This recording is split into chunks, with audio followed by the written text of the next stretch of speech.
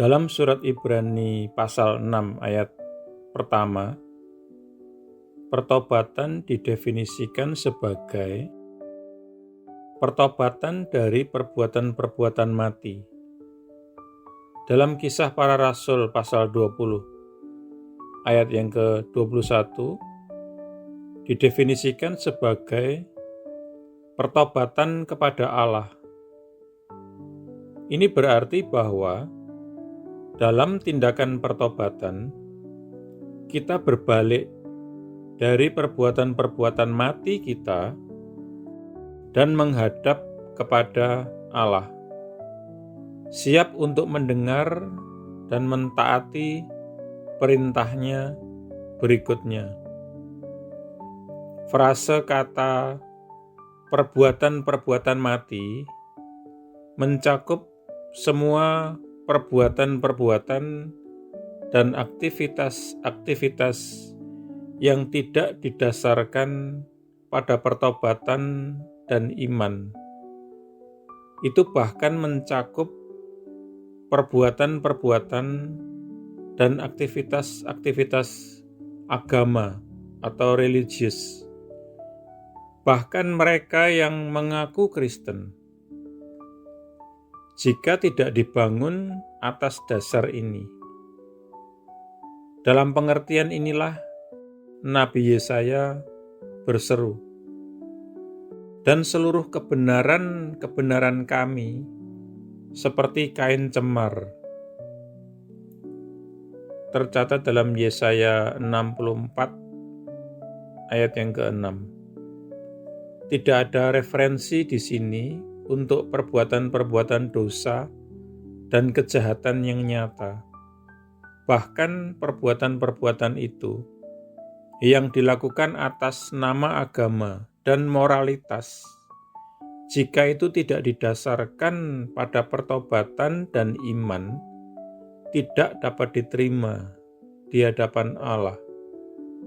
Sedekah, derma, perbuatan amal, doa-doa, kehadiran di gereja, setiap jenis ritual dan aturan-aturan keagamaan, jika itu tidak didasarkan pada pertobatan dan iman, hanyalah perbuatan-perbuatan mati dan kain cemar. Frase kata kain cemar di sini bahasa aslinya adalah kain menstruasi atau pembalut wanita yang penuh darah menstruasi. Seluruh kebenaran-kebenaran kita sendiri di hadapan Tuhan adalah sama seperti kain cemar itu, najis. Ada satu fakta lain tentang pertobatan berdasarkan Alkitab yang harus ditekankan. Pertobatan sejati dimulai oleh Tuhan dan bukan oleh manusia. Itu tidak berasal dari keinginan manusia, tetapi berasal dari kasih karunia Tuhan yang bebas dan berdaulat. Terpisah dari karya kasih karunia Tuhan dan gerakan Roh Tuhan, manusia yang dibiarkan dengan dirinya sendiri tidak mampu bertobat. Karena alasan inilah pemazmur berseru untuk pemulihan. Pulihkanlah kami ya Elohim, dan kami akan diselamatkan.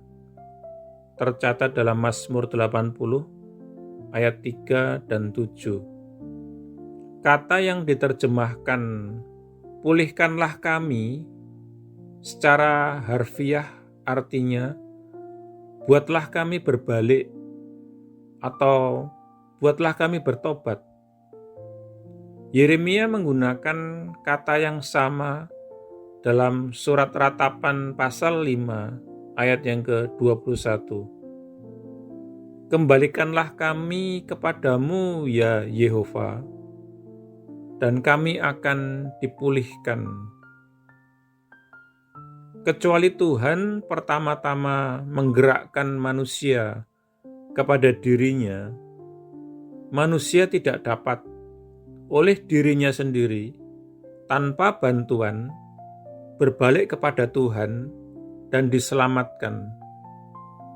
Langkah pertama selalu dilakukan oleh Tuhan. Dalam Perjanjian Baru, Kristus mengungkapkan kebenaran yang sama.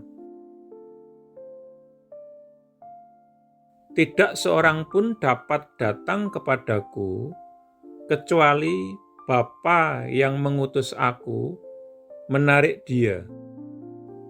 Tercatat dalam Injil Yohanes pasal yang ke-6 ayat 44. Masa kritis terbesar dalam kehidupan setiap manusia terjadi pada saat Roh Kudus menarik dia kepada pertobatan. Jika diterima, tarian ini menuntun kita kepada iman yang menyelamatkan dan hidup kekal.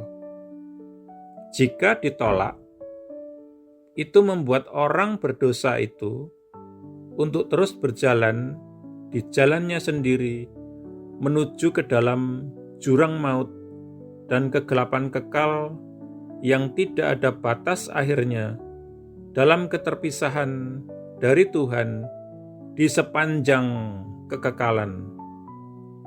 Kitab suci menjelaskan bahwa bahkan dalam kehidupan ini adalah mungkin bagi seseorang untuk melampaui tempat pertobatan, untuk sampai kepada titik di mana Roh Kudus tidak akan pernah lagi menariknya kepada pertobatan, dan di mana seluruh pengharapan telah hilang, bahkan sebelum dia memasuki gerbang-gerbang kekekalan. Sangatlah tepat untuk menutup pelajaran ini dengan perkataan Kristus dalam Injil Lukas 13 ayat 3 yang diulang dalam ayat 5. Kecuali kamu bertobat, kamu semua juga akan binasa. Kristus berbicara tentang orang-orang yang mati saat melakukan ritual keagamaan, yaitu sekelompok orang Galilea yang darahnya dicampurkan Pilatus dengan darah kurban-kurban mereka sendiri.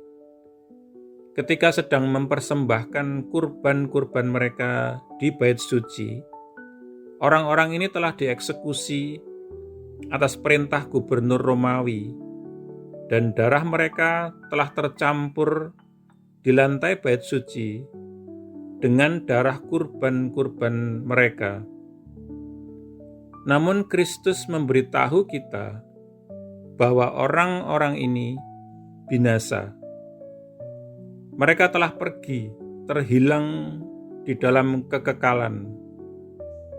Bahkan perbuatan pengorbanan keagamaan mereka di bait suci tidak dapat menyelamatkan jiwa-jiwa mereka, karena itu tidak didasarkan pada pertobatan sejati. Hal yang sama berlaku untuk perbuatan-perbuatan keagamaan banyak orang yang mengaku Kristen hari-hari ini. Tidak ada satupun dari aktivitas-aktivitas keagamaan ini dapat menjadi pengganti dari pertobatan sejati.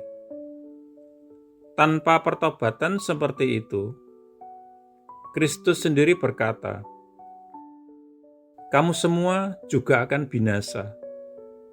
Tercatat dalam Lukas 13 ayat 3.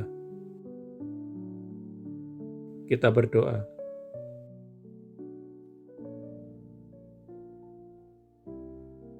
Bapa, tolonglah aku supaya tidak pernah jatuh ke dalam ritual-ritual keagamaan saja, untuk supaya tidak pernah jatuh ke dalam aktivitas-aktivitas gerejawi saja, tetapi untuk benar-benar hidup di dalam iman, mendengarkan kepada suara-Mu.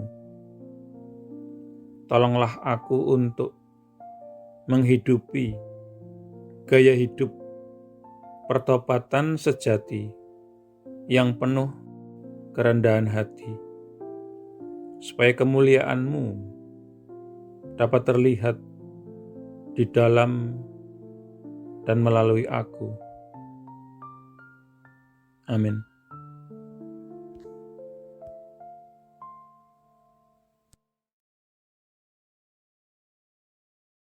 Jika Anda belum menjadi murid Yesus atau belum menerima Yesus sebagai Tuhan dan Juru Selamat pribadi Anda, ikuti doa berikut ini. Tuhan Yesus Kristus, aku percaya bahwa Engkau adalah Anak Allah dan jalan satu-satunya menuju kepada Bapa, dan bahwa Engkau telah mati di kayu salib untuk dosa-dosa yang aku perbuat, dikuburkan, namun kemudian Engkau bangkit kembali dari antara orang mati, supaya aku dapat diampuni dan menerima hidup yang kekal. Aku menanggalkan segala kebanggaan dan pembenaran diri sendiri agamawi, dan segala macam gengsi yang tidak berasal daripadamu. Aku tidak punya klaim apapun atas belas kasihan-Mu, kecuali bahwa Engkau telah mati menggantikan aku. Sekarang aku tidak akan memberontak dan berdosa lagi kepadamu, ya Tuhan. Dan aku menyerahkan diriku kepadamu, karena sesungguhnya Engkau adalah Tuhanku. Aku mengakui segala dosa-dosaku di hadapan-Mu, dan aku tidak menyembunyikan apapun. Secara khusus aku mengakui, sebutkan dosa-dosa yang pernah Anda perbuat, yang Roh Kudus ingatkan. Aku bertobat dari segala dosa-dosaku, ya Tuhan. Aku berbalik dari mereka, dan aku kembali kepadamu, ya Tuhan, untuk belas kasihan dan pengampunan-Mu. Aku memohon pengampunan-Mu, terutama atas dosa-dosa yang menyebabkan diriku terkena kutuk. Lepaskanlah diriku juga dari akibat dosa-dosa bapa leluhurku di masa lalu. Oleh keputusan kehendakku, aku dengan sadar mengampuni setiap orang yang pernah melukai atau bersalah atau merugikan aku, sama seperti aku ingin Tuhan mengampuni diriku. Aku menanggalkan seluruh kepahitan, seluruh kemarahan dan dendam, dan segala kebencian. Secara khusus, aku mengampuni. Sebutkan nama-nama orang yang Anda maksudkan.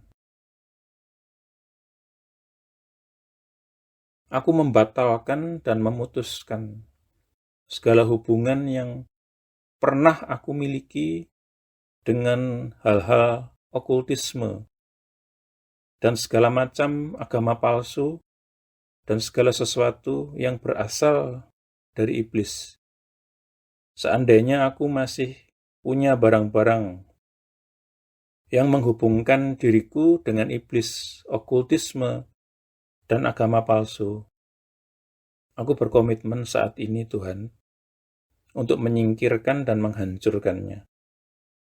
Dengan ini pula aku membatalkan segala hak atau kekuasaan yang dimiliki iblis atas tubuhku dan kehidupanku. Tuhan Yesus, aku berterima kasih bahwa di kayu salib Engkau telah menanggung segala kutuk yang mungkin mengikat diriku selama ini. Engkau telah dijadikan kutuk, supaya aku dapat ditebus dari setiap kutuk dan mewarisi berkat-berkat Allah. Atas dasar itu, aku memohon Engkau, Tuhan, untuk melepaskan aku dan membebaskan aku dari segala kutuk yang mengikat kehidupanku di dalam nama-Mu, Tuhan Yesus Kristus. Aku menyerahkan diri dan menundukkan diri kepadamu, ya Tuhan, dan aku melawan iblis. Dengan iman, aku menerima kelepasanku sekarang, dan kuucapkan terima kasih, Tuhan, untuk kelepasan ini. Amin. Selanjutnya, Anda bisa mendapatkan pengajaran meletakkan fondasi bagi murid Yesus dengan subscribe di channel ini. Tuhan Yesus memberkati.